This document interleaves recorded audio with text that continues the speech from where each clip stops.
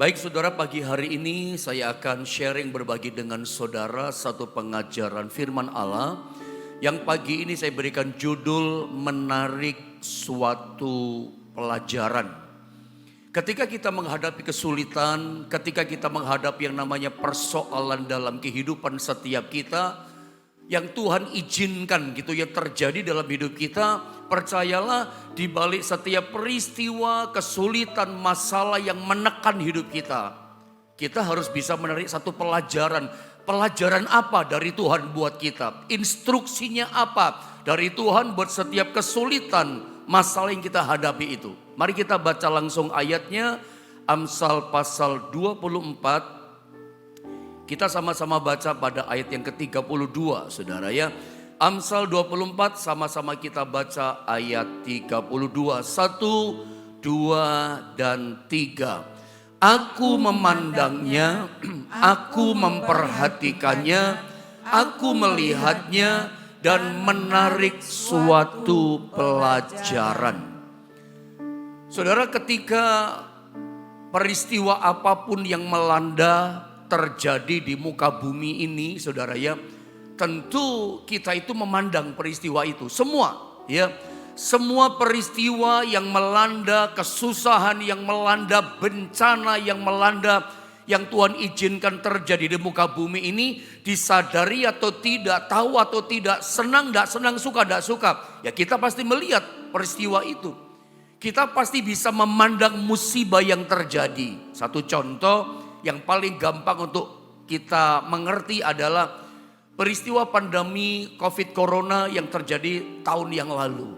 Itu kan sebuah musibah yang melanda di seluruh dunia, hampir 200 negara lebih mengalami bencana itu. Sebutlah itu pandemi itu satu musibah yang melanda dunia. Bukankah semua mata kita memandang peristiwa itu? Lewat televisi, lewat media sosial, kita bisa melihat peristiwa bencana itu yang melanda sampai di negara lain, belahan bumi lain. Kita bukan cuma melihat di negara kita Indonesia. Kita banyak melihat gini, ada banyak orang yang meninggal kena virus itu. Kita melihat ada juga para hamba Tuhan, gembala, pendeta yang meninggal dalam peristiwa itu, bukan cuma jemaat. Ya, bahkan yang kita lihat apa? Semua ditutup ya. Gereja ditutup, terpaksa memang gereja mesti ibadah di rumah secara online. Karena rumah ibadah ditutup, termasuk sekolah-sekolah, tempat pendidikan ditutup, kantor-kantor ditutup, pabrik-pabrik ditutup. Kenapa? Mesti kerja dari rumah. Tempat-tempat hiburan, tempat keramaian, mall, tempat wisata, semua tutup saudara ya. Bukan cuma itu ya. Sampai sarana transportasi umum, mau pesawat, mau bus, mau angkutan apa saja, semua tutup, gak bisa saudara ya. Semua berubah begitu cepat. Nah, maksud saya gini, semua peristiwa yang melanda di dunia saat itu, senang gak senang, suka gak suka, mata kita melihat, mata kita memandang, oh ada yang bangkrut, oh ada yang DPHK, itu terjadi gitu loh. Ada yang meninggal mungkin di antara keluarga kita. Suka nggak suka kita memandang peristiwa itu.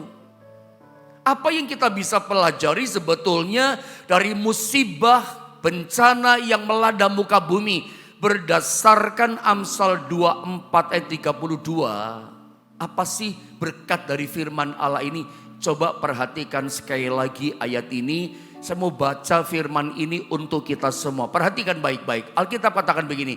Aku memandangnya, terus aku memperhatikannya, ya. Lalu dikatakan apa? Aku melihatnya juga dan menarik suatu pelajaran. Ini yang saya pakai menjadi judul tema firman Allah yang kita mau bahas pagi ini. Bahwa situasi apapun yang melanda kita, kesukaran yang terjadi sama kita, tentu kita bukan cuma memandangnya saja. Harusnya kita bukan cuma melihat lalu fokus memperhatikan, kok saya di PHK ya, kok saya sakit ya, kok saya sepi ya usahanya, job saya kok sepi, kok saya mengalami kegagalan. Ada banyak macam peristiwa yang terjadi dalam kehidupan kita. Alkitab katakan harusnya kita bukan cuma memandang bencana itu. Harusnya kita bukan cuma melihat dan sekadar memperhatikan apa yang kita alami.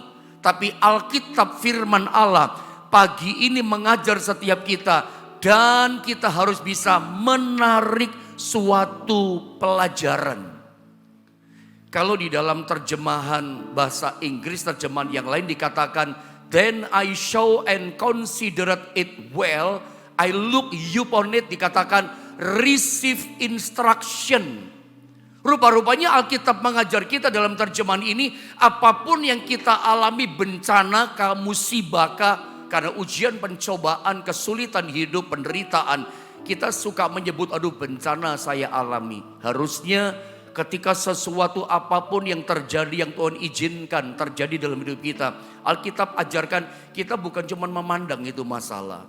Kita juga bukan cuma melihat, perhatiin masalah kita, kok saya ngalami ini ya, kok sial banget saya. Enggak, Alkitab ajarkan gini, kita itu harus bisa receive instruction.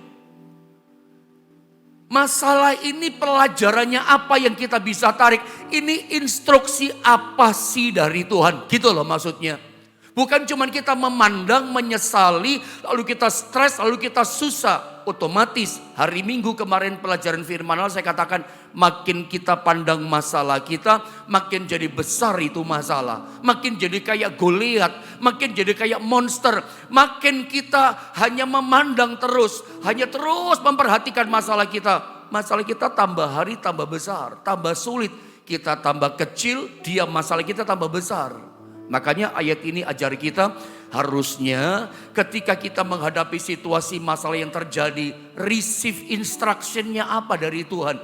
Ini instruksi apa sih dari Tuhan? Ini Tuhan mau kasih pembelajaran apa sih dalam hidup saya?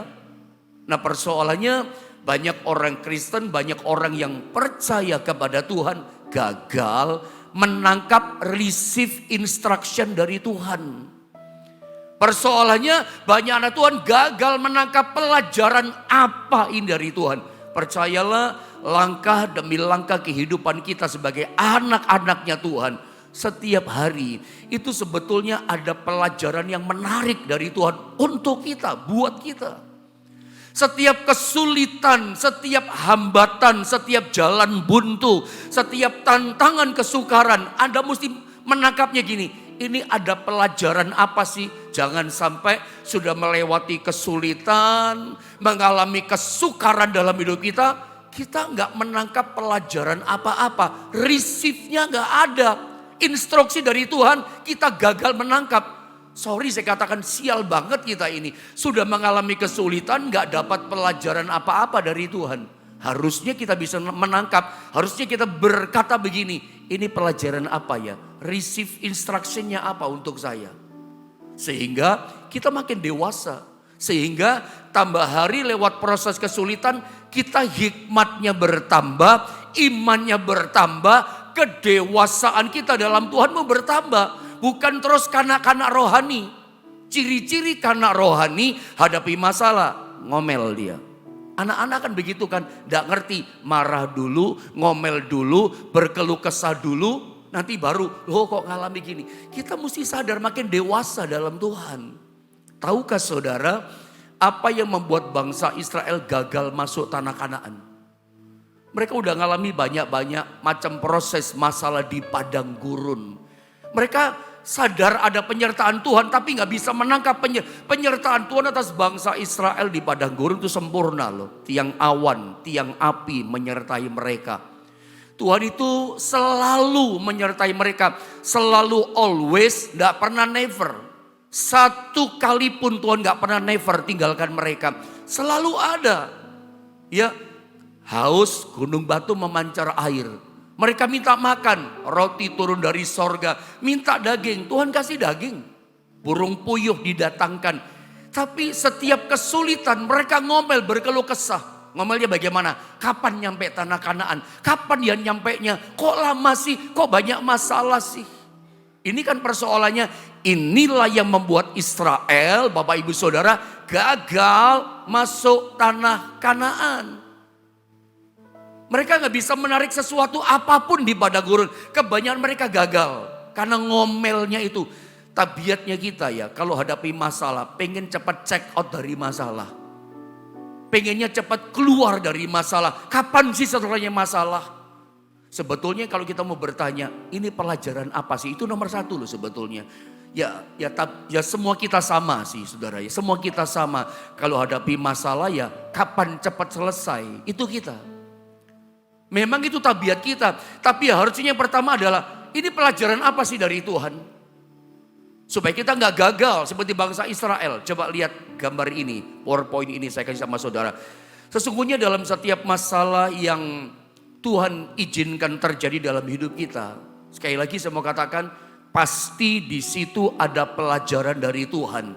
Ada receive instructionnya dari Tuhan. Jangan cuma melihat, memperhatikan masalah kita, bikin susah kita, bikin hancur kita. Tuhan tidak pernah punya rencana untuk hancurkan kita. Seperti saya bilang tadi, lihat gambar ini. Peristiwa musibah pandemi COVID-19 yang terjadi tahun kemarin, mata kita semua memandang saudara ya. Dan Alkitab mengajar kita, jangan cuma memandang peristiwa yang terjadi, tapi begini, pelajaran apa yang kita bisa ambil dari peristiwa semua itu. Sampai kerja dari rumah, kalau saya hamba Tuhan, sampai gereja ditutup. Saya ingat betul di rumah sampai kelimpungan, mau ngapain? Jemaat sakit gak bisa kunjungan, ya kan? Mau kasih kekuatan jemaat Tuhan, bagaimana cara ngomong? Wah, itu pelajaran kuat loh buat saya. Ada banyak teman hamba Tuhan katakan, aduh bagaimana? Karena di tempat, kalau gereja di daerah, karena GSPD ini kan banyak di daerah.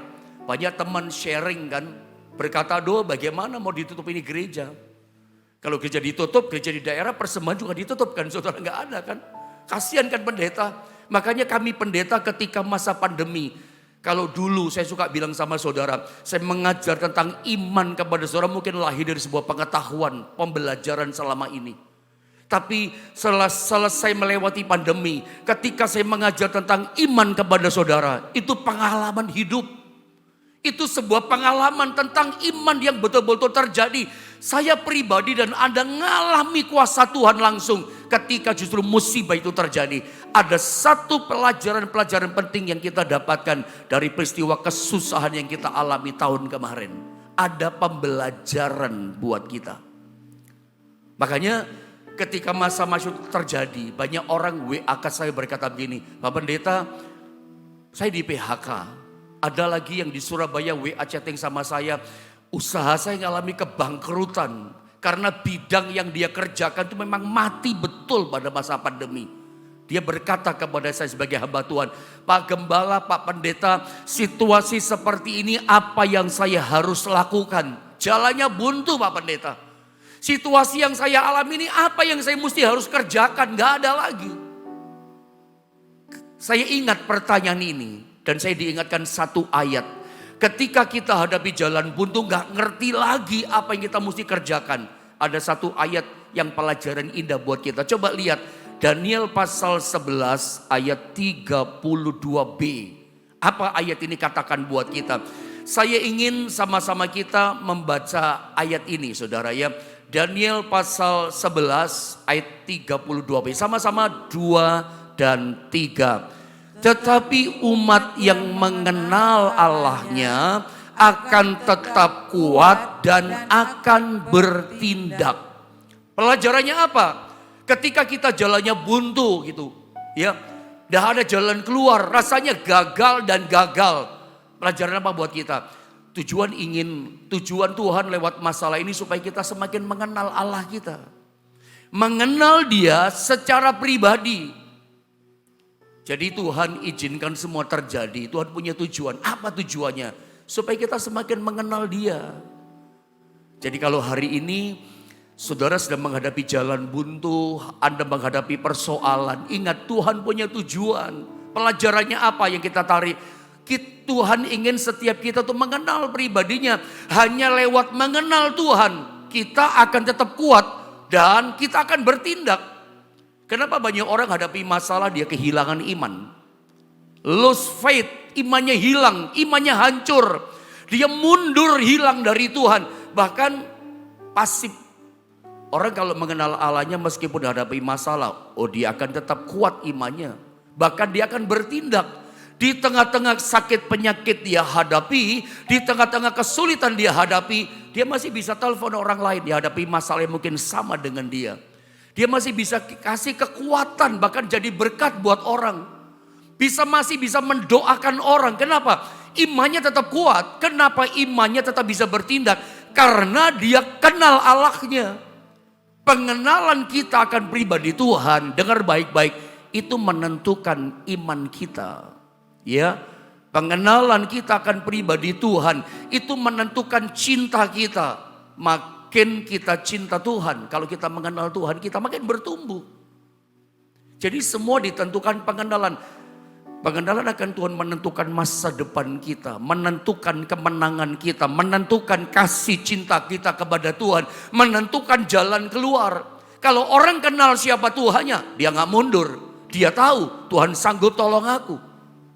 Pengenalan akan Tuhan kuasanya tak terbatas. Pengenalan akan pribadi Tuhan yang kuasanya besar dan luar biasa. Itu akan membuat iman kita tetap kuat dan tetap aktif bertindak. Gak cuma diam dan pasif. Makanya penting loh, setiap kesulitan pelajaran apa, receive instruction-nya apa buat kita. Kita ketemu di Daniel pasal 11. Tujuan Tuhan adalah supaya kita semakin dekat, semakin cinta, semakin mengenal siapa Tuhan kita. Petrus pernah berkata seperti ini. Coba lihat 2 Petrus pasal 3 di ayat yang ke-18. Coba lihat ayat ini. Saya baca ya untuk setiap kita, ini ayat firman Allah. 2 Petrus pasal 3 ayat 18 firman Allah berkata begini.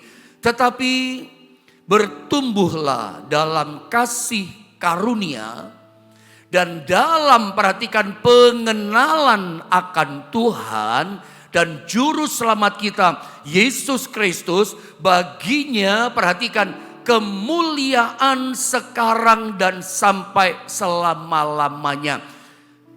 Jadi setiap masalah kita hadapi, Tuhan punya tujuan supaya kita semakin mengenal pribadinya. Kalau kita mengenal pribadinya, tadi dikatakan iman kita semakin kuat dalam Daniel tadi. Lalu kita semakin bertindak, ternyata Petrus katakan akan membuat kita yang ketiga bertumbuh dalam kasih karunia. Kita dapat satu pelajaran pagi ini.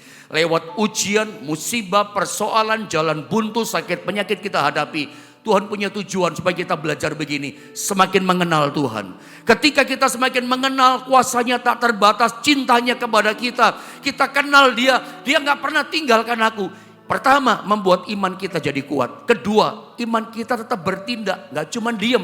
Masih bisa jadi berkat buat orang. Bisa mendoakan orang. Yang ketiga, membuat kita bertumbuh dalam kasih karunia. Kalimat yang mengatakan bertumbuh dalam kasih karunia berarti di hadapan kita itu ada level demi level karunia. Jangan pernah puas dan berhenti pada satu titik level kasih karunia Tuhan. Ternyata Tuhan akan bawa kita dari satu level kasih karunia kepada level kasih karunia yang lebih tinggi. Dibawa kita kepada level kasih karunia yang lebih hebat. Jadi ada level-level kasih karunia. Sekarang kita mungkin sudah mengalami hebatnya kasih karunia Allah. Di depan kita masih ada level kasih karunia Allah yang lebih hebat lagi buat kita. Level demi level kasih karunia.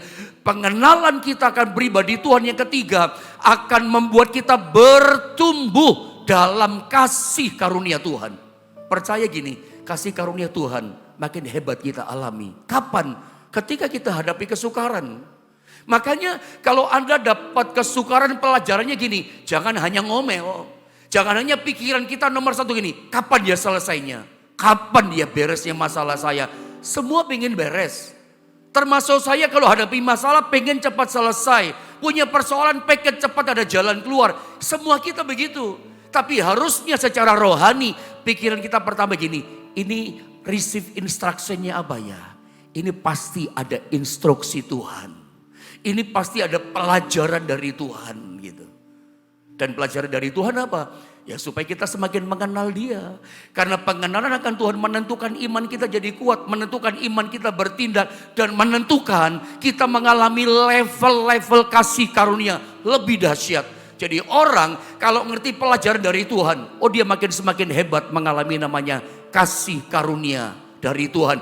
Makanya di gambar ini Anda lihat, justru dalam situasi yang sukar dan sulit yang kita hadapi, perhatikan baik-baik, Tuhan mau ya kita itu harus bertumbuh dalam kasih karunia dan pengenalan akan Tuhan.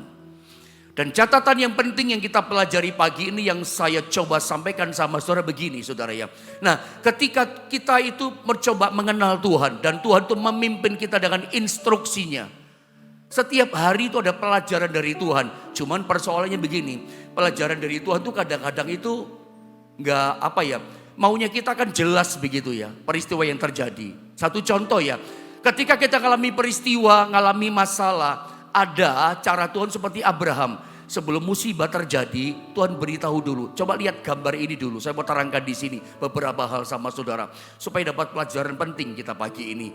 Tuhan itu beritahu Abraham ketika akan menghukum Sodom dan Gomora. Sebutlah Sodom dan Gomora ini sebuah masalah kesukaran yang melanda dunia. Sebelum terjadi melanda bumi ini, Tuhan beritahu dulu kepada Abraham. Contohnya begini. Kejadian 19 di ayat 29 saya baca. Demikianlah pada waktu Allah memusnahkan kota-kota di lembah Yordan, Sodom Gomora maksudnya, dan menunggang balikkan kota-kota kediaman Lot, maka dikatakan Allah ingat kepada Abraham.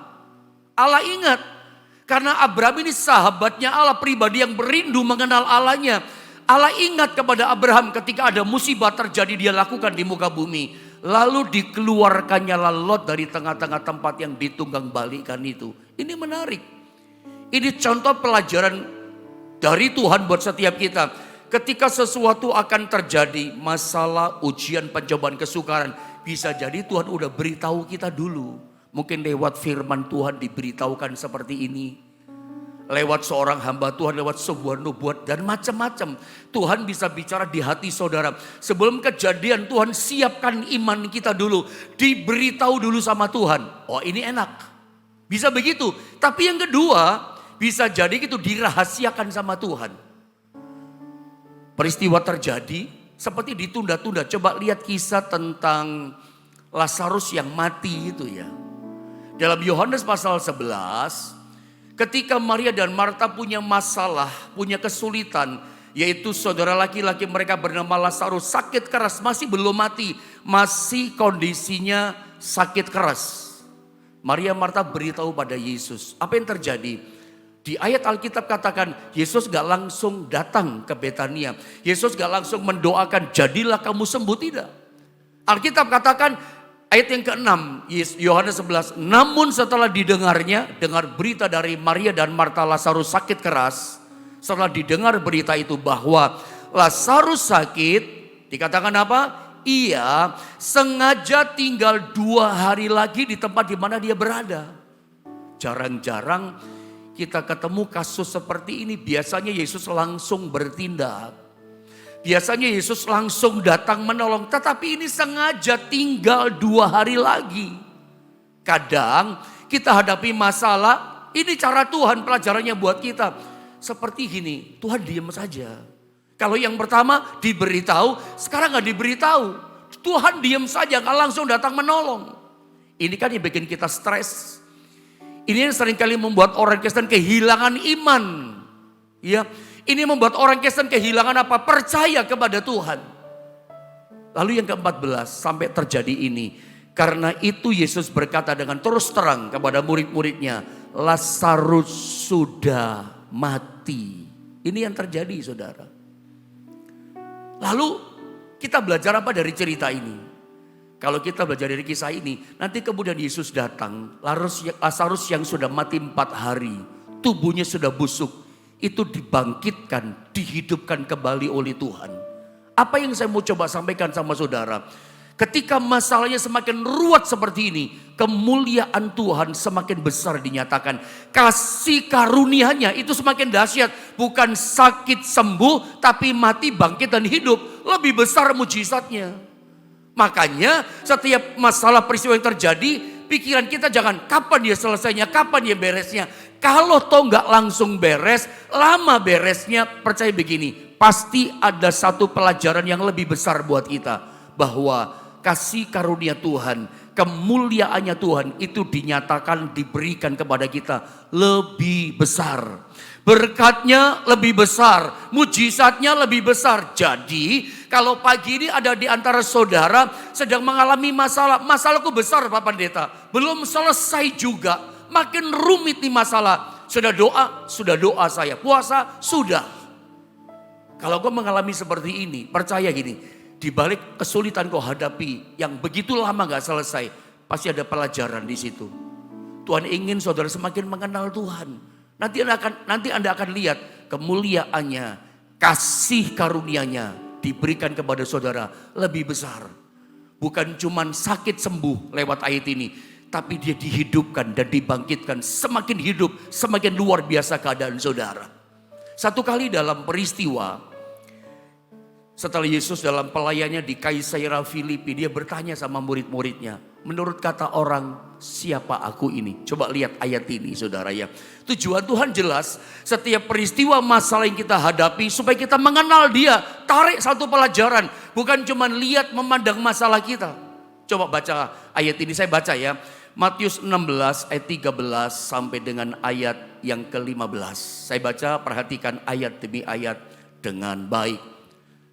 Setelah Yesus tiba di daerah Kaisarea Filipi, ia bertanya kepada murid-muridnya, kata orang, siapakah anak manusia itu? 14, jawab mereka, ada yang mengatakan Yohanes Pembaptis, ada juga yang mengatakan Elia, ada pula yang mengatakan Yeremia atau salah seorang dari para nabi. Ayat 15 perhatikan. Lalu Yesus bertanya kepada mereka, tetapi apa katamu, siapakah aku ini? Perhatikan baik-baik pertanyaan Yesus kepada murid-muridnya. Dia gak puas dengan jawaban semua orang yang mengatakan dia nabi atau salah satu nabi dari yang lain. Yesus bertanya, menurut kamu siapakah aku ini? Pertanyaannya, apakah saat itu Yesus sudah mengalami kesukaran gambar diri? Apakah Yesus sudah kehilangan jati dirinya? Tidak. Ketika Yesus bertanya, bukan berarti dia ada masalah dengan self image dalam dirinya. Dia tahu persis bahwa dia adalah anak Allah. Bukan itu persoalannya. Ketika Yesus bertanya, menurut kamu semua secara pribadi, siapakah aku ini? Tuhan ingin lewat pertanyaannya adalah supaya murid-muridnya itu mengenal dia secara pribadi. Gak ada yang bisa jawab, yang jawab cuma satu orang. Anda tahu siapa namanya? Petrus. Petrus berkata begini, sesungguhnya engkau ini adalah anak Allah yang hidup. Lalu Yesus berkata begini, berbahagialah engkau Simon bin Yunus, bukan manusia yang menyatakan itu kepadamu, melainkan Bapakku yang di sorga yang beritahu kamu kepadamu. Jadi tujuan Tuhan berkata, menurut kamu siapa aku ini? Tuhan ingin setiap murid-muridnya pribadi lepas pribadi mengenal dia secara pribadi. Karena ingat, pengenalan akan pribadi Tuhan itu menentukan iman kita. Menentukan masa depan kita. Pengenalan kita akan pribadi Tuhan membuat kita tidak akan kehilangan iman. Kita percaya Tuhan pasti tolong saya kok. Itu kan pada pengenalan kan. Kalau orang kenal Tuhannya dengan baik, dia gak akan ngomel seperti bangsa Israel gagal masuk tanah Kanaan. Dia tidak akan berkeluh kesah. Kuncinya, tarik pelajarannya, kenal gak siapa Tuhan kita? Kalau Anda lihat gambar berikutnya, tujuan Tuhan bertanya supaya mereka mengenal pribadi Tuhan. Karena Tuhan mau bawa mereka pada ini from faith to faith, from strength to strength, from grace to grace, from glory to glory. Tuhan mau bawa kita dari iman kepada iman yang lebih besar. Dengan proses mengenal dia secara pribadi, Tuhan itu mau tuntun kita dari satu kekuatan kepada kekuatan lebih besar. Makin kuat kita.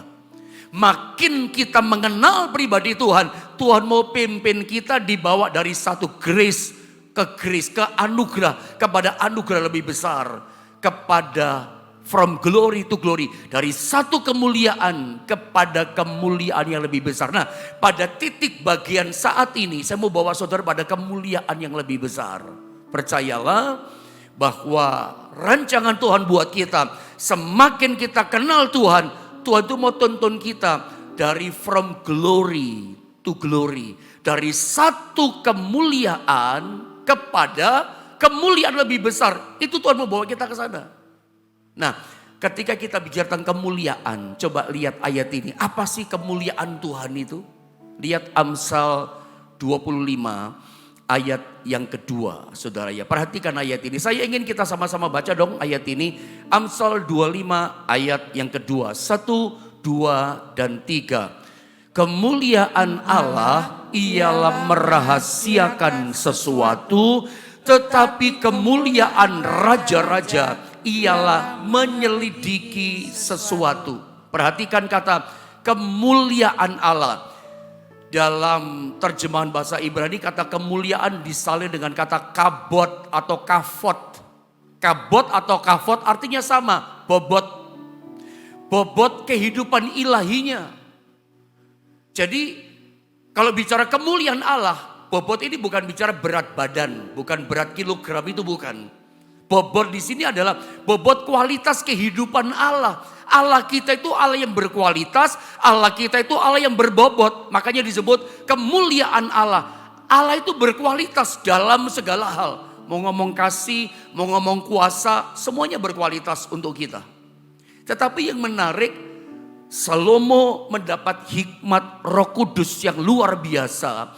Ketika menyatakan soal kemuliaan Allah, dikatakan kemuliaan Allah yang berbobot tadi, itu dikatakan merahasiakan segala sesuatu.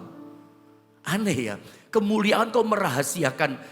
Kalau di dalam terjemahan yang lain dikatakan bahwa Allah yang agung itu dikatakan merahasiakan segala sesuatu. Keagungan Allah, kemuliaan Allah itu justru pada rahasianya. Seperti contoh yang dialami oleh Maria dan Marta. Itu kan serba rahasia. Kok gak langsung ditolong sih gitu. Kok gak langsung datang. Seperti tertutup, seperti rahasia. Ternyata di balik rahasia itu Tuhan mau kasih kemuliaan lebih besar. Itu kan kayak rahasia. Maunya kita, Tuhan tuh gak ada rahasia. Begitu kita berdoa langsung datang pertolongan. Maunya kita itu tuntunannya, caranya menolong kita itu kan jelas gitu ya. Seperti orang bertanya sama saya misalnya, Pak Yohanes, kalau saya mau ibadah di GSPDI Philadelphia Jombang, turun dari terminal bus terus bagaimana Pak? Naik Grab, misalnya kalau dia naik angkutan umum. Misalnya saya nggak jemput gitu, ini kan contoh boleh ya. Tentu kalau datang boleh saja gitu ya. Misalnya naik Grab, nanti dari terminal itu lurus, belok kanan terus lurus aja.